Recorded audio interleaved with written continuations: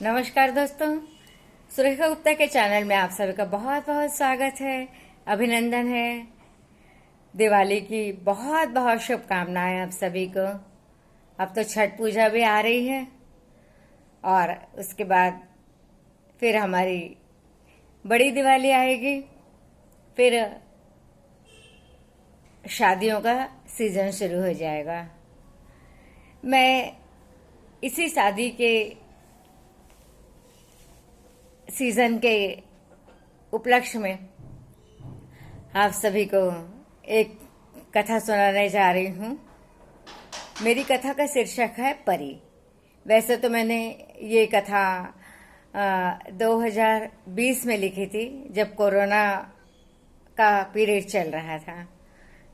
आप लोगों के समक्ष ये कथा मैं ला नहीं पाई थी, तो आज आपको सुनाने जा रही हूँ। आइए सुनते हैं मेरी कथा, जिसका शीर्षक है परी।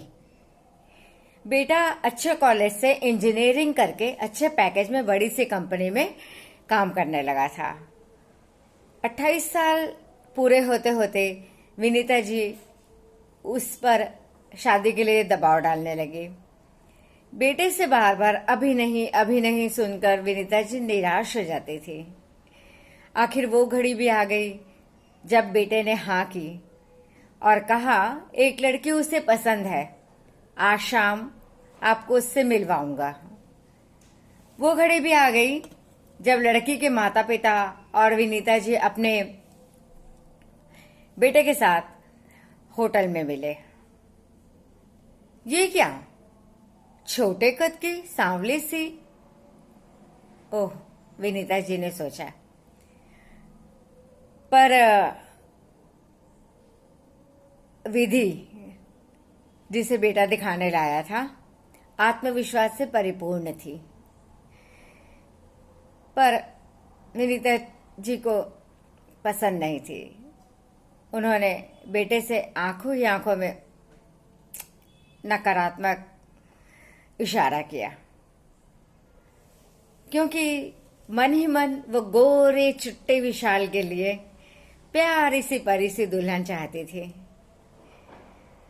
पर बेटे को विधि ही पसंद थी। क्या करें,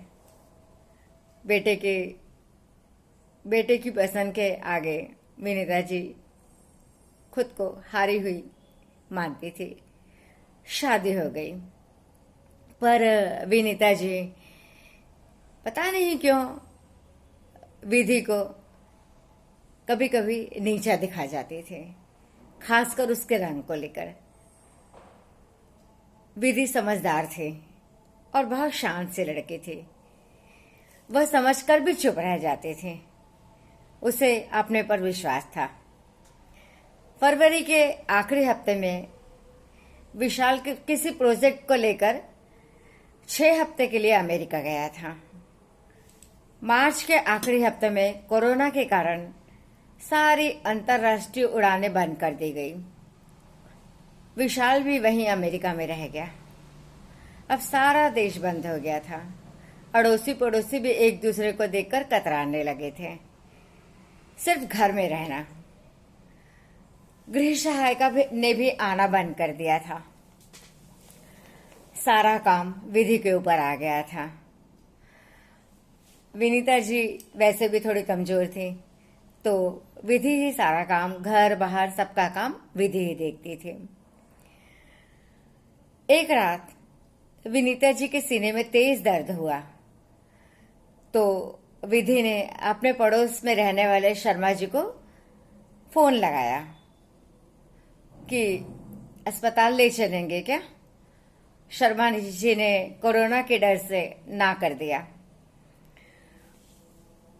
किसी से जब सहायता नहीं मिली तो विधि ने धीरे से कार निकाली, विनीता जी को कंधे का सहारा देकर कार में बिठाया और अस्पताल ले गई। तुरंत ईसीजी किया गया। कुछ निकला तो नहीं, पर ऑब्जर्वेशन के लिए विनीता जी को 2 दिन अस्पताल में रहना पड़ा। विधि अकेले ही अस्पताल के चक्कर लगाते रही, पर चेहरे में एक भी शिकन नहीं आने दी। घर और अस्पताल से विधि थक गई थी। 2 दिन के बाद विनीता जी को अस्पताल से छुट्टी दे दी गई थी। वैसे भी रिपोर्ट तो सब सामान्य ही थी, पर कुछ हिदायतें दी गई थी ताकि विनीता जी अपनी सेहत का ध्यान रखें। घर पहुंचकर विधि ने विनीता जी को अपने साथ ही अपने कमरे में लेटा दिया। खिड़की के पर्दे हटाए और सूप बनाने जाने लगे। विनीता जी ने एक नजर विधि की ओर डाली और अपने पास बुलाया। उन्होंने कहा, विधि सुनो, मेरे मन में बहुत इच्छा थी कि मैं अपने बेटे विशाल के लिए कोई परी सी दुल्हन लेकर आऊंगी, पर बेटा मैंने तो आज तक परी देखी ही नहीं है। पर मुझे लगता है कोई भी परी तुमसे सुंदर हो ही नहीं सकती। और विधि को गले से लगा लिया। मेरी कथा बस इतनी ही दोस्तों। बताइए ऐसी परी आपको कैसी लगी? यदि पसंद आए तो लाइक कमेंट कीजिएगा, मेरे चैनल को सब्सक्राइब कीजिएगा। फिर मिलते हैं एक नई कहानी, नई लघु कथा, नए संस्मरण के साथ। तब तक के लिए मुझे आज्ञा दीजिएगा। नमस्कार।